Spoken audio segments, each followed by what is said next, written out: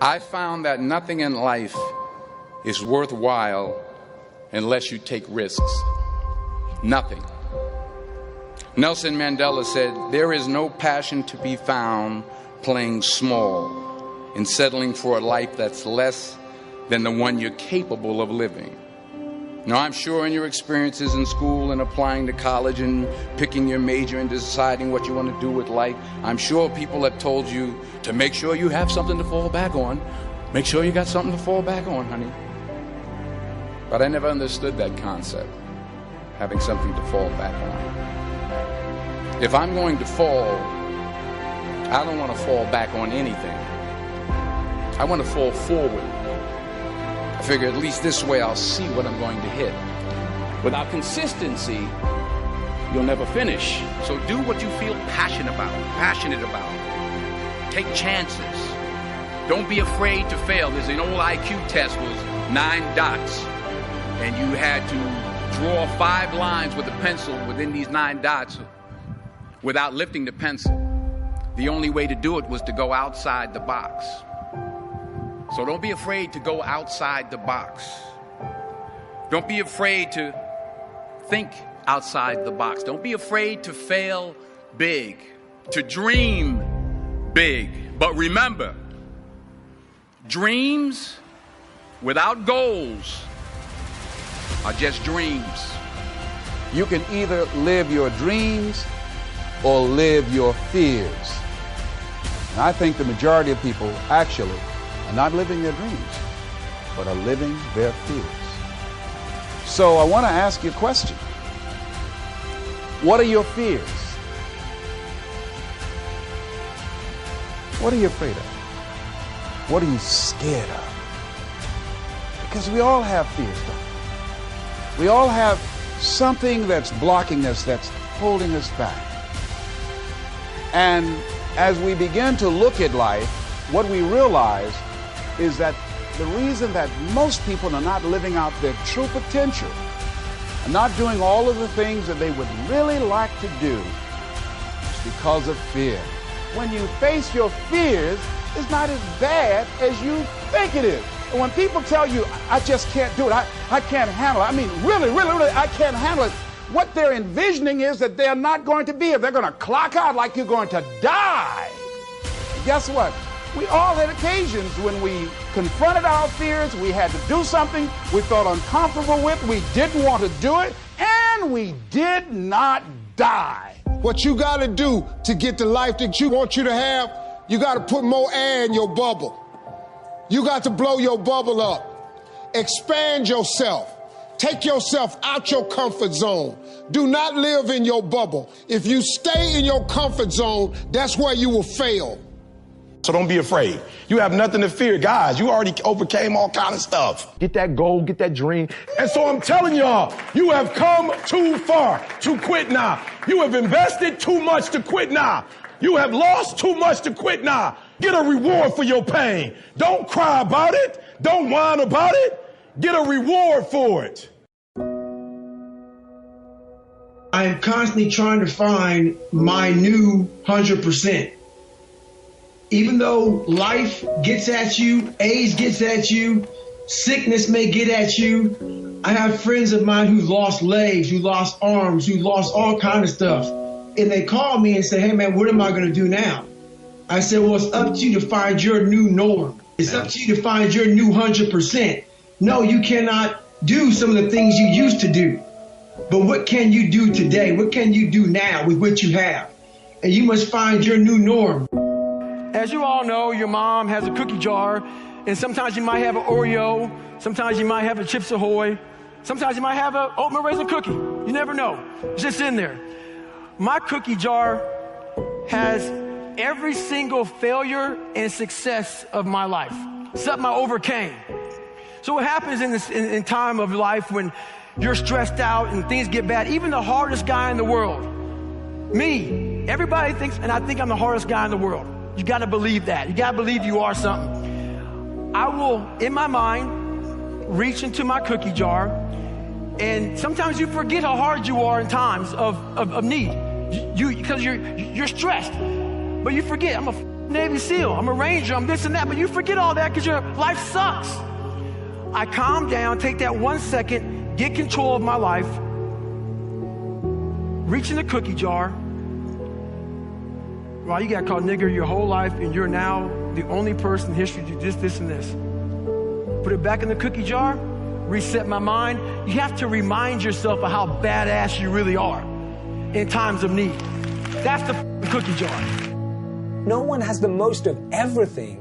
So when you measure yourself by numbers, you'll always be second, third, fourth, fifth in something. And I think by measuring yourself by needing to have the most of anything is probably a recipe for unhappiness. Of like, well, okay, I'm not gonna have the most of anything, but I'm gonna have the most money. You're still gonna be unhappy. Totally. Even if you have the most of something, doesn't mean you're gonna be happy. Totally. I think it was Albert Einstein who said it best, that not everything that can be counted counts, and not everything that counts can be counted. And I love that because it removes this belief that things are finite and limited, and they're not. If you want to be happy and successful, if no matter that there are 700,000 podcasts, if that is your dharma, if that's your calling, if that's your purpose, like, you can do that. There's no cap on how many successful soccer players that can exist at the same time. Or how many books are out in the world. There's no cap. There's no one stopping you, and that's the mindset that we're educated for, that scarcity and greed. And what's the difference between the monkey mind and the monk mind? Yeah, I'm glad you brought that up. So the monkey mind is what we experience on a day-to-day basis. The monkey mind is restless. The monkey mind is jumping from branch to branch. The monkey mind's trying to find a bigger banana. The monkey mind is constantly just like feeling flustered, dissatisfied, scarce, and overthinking everything.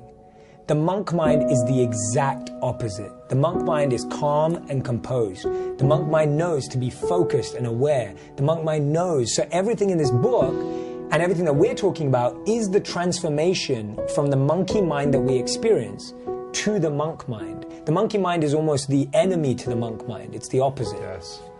And how does someone who is living in a sense of scarcity, because there are people living in scarcity where they're unable to pay their bills, they're unable to provide food for their kids, they're single moms, they're stressed. They're stressed, they're overwhelmed. It's hard to get into a sense of abundance when you're in scarcity and stress. So how does someone find purpose in chaos when they can't even get out of the thinking because they're just trying to survive? Yeah.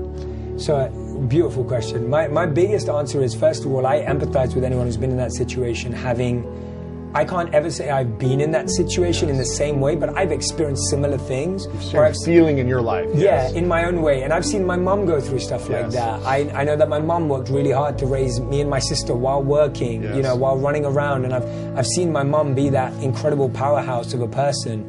And the main thing I would say is, what you can do right now is find meaning in what you do. Make what you do meaningful, passionate, and purposeful. You don't need to suddenly look to become an entrepreneur or start a side hustle or find some more time. Find meaning. And the way you find meaning, as you genuinely stop, press pause for a second, and go, what am I living for? Like, what am I living for right now? And if you're living for your child, and if you're living to provide and put food on the table, that is a beautiful thing that we should celebrate more. Yeah. And sometimes it takes us a moment to stop and celebrate that. And so I would say find meaning, because you can't always find happiness, you can't always find positivity, but you can always find meaning in that position. So I'll give an example. Like, I lost someone really important to me, a mentor, a few days back. I can't be positive about that. You can't be happy about that. Yeah, it's hurtful. You feel sad, you feel lost, but guess what? I can find meaning in it. Because I can make a list of every lesson he taught me and make a plan to try and live every one of those lessons. Wow, that's beautiful. And so if you're in a really tough situation right now, don't look for positivity. Don't look for happiness. Look for meaning. That's a good one. Not trying to get yourself out of pain too quickly, or discomfort or frustration. Which I've been guilty of being like, I'll just be positive or whatever to people. But I think it's like, have your experience, live your experience, and find meaning as quickly as possible, and create a commitment to how you want to use that meaning moving forward. I may not be great tomorrow, maybe not next week, next month, but I'm going to use this meaning to serve other people, to continue to do what I love, continue to be great to my friends, my family in the best way possible. I think there are people who would be born with what I would call leadership leanings. They would have a tendency to lean or be gifted in that area, just like somebody's gifted in music or whatever. So I think that starts it, and I think I have that. But then I grew up in a leader's home. In fact, my father is 98, still living. Whoa. And in fact, until 2 years ago, was still working full time and was a terrific leader. So I grew up in a culture and environment of leadership. And so when I look at myself where I am today, so much of it was caught from not only my father, but I've had great mentors throughout my life. In fact, while we're out here in Los Angeles, every time I come out here, I think of John Wooden, who mentored me for the last probably 11 years of his life. Whoa. And in fact, when you talked about the sometimes you win, sometimes you learn, he did the foreword on that book. And he just loved the idea of how to get back up after you fail. So when you look at my home background, the leadership experiences that I had, because a person learns to lead by practicing leadership.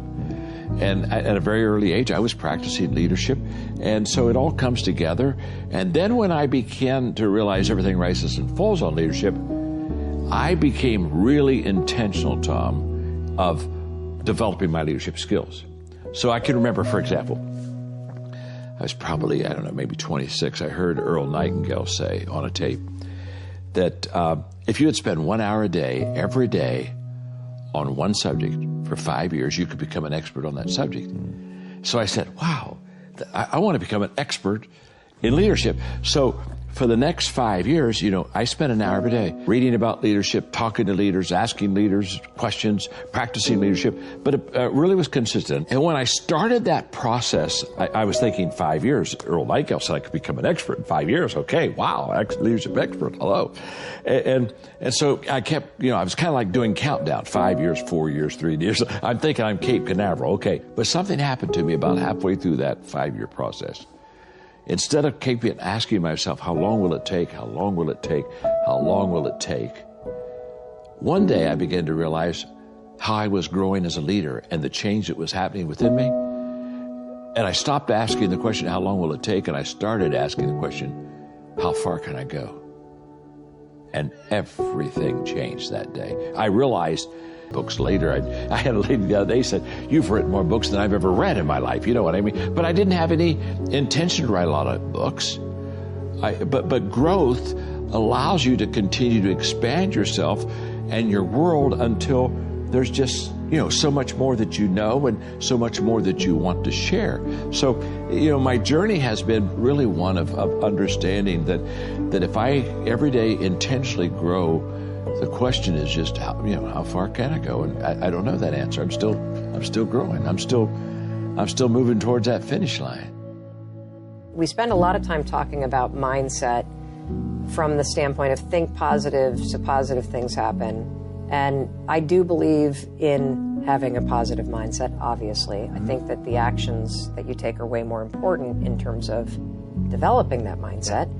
But we don't spend enough time on what you were just talking about, which is understanding how the automatic nature of worrying about stuff all day long, how that is making you less money, how it is making you less happy, how it is disconnecting you from your spouse, how it is keeping you unhealthy, and how it is a habit that robs you of joy and opportunity and power. And it is one of the easiest habits to break. Number one, your life happens in 5-second windows. Number two, in 5 seconds, you can control what you think, you can decide what you're going to do, and you can change absolutely anything, which changes absolutely everything. And so the 5-second rule is a mind trick. That's all that it is. A fancy way to call it is it's a form of metacognition, but it's basically a hack. It's a cheat code.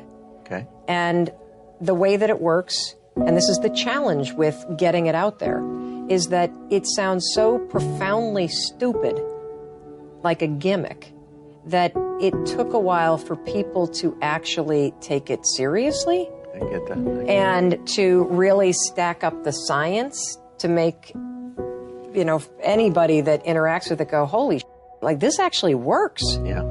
So here's what it is. Basically, the moment you catch yourself hesitating or doubting or starting to worry or about to chicken out or shrink or shut up or whatever it is that you're about to do that is shrinking your power, you just go 5, 4, 3, 2, 1. You count backwards, 5, 4, 3, 2, 1. What happens when you do that? Don't do it out loud because it'll scare somebody. Like a psycho and be 5, 4, 3, 2, 1. I'm talking. Yes, exactly. No. My turn. Yes, exactly. Although, you know, I say it's so simple that people use it with their kids. This is a Saturday Night Live skit in the making, right? Totally. I can see this. I would love that because that means I've really made it. True.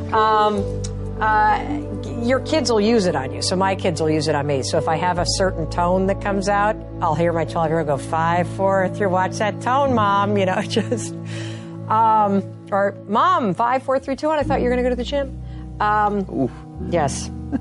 So by counting backwards, the kind of cheat code that you're doing in your mind is you are interrupting what are called habit loops that get encoded in the central part of your brain.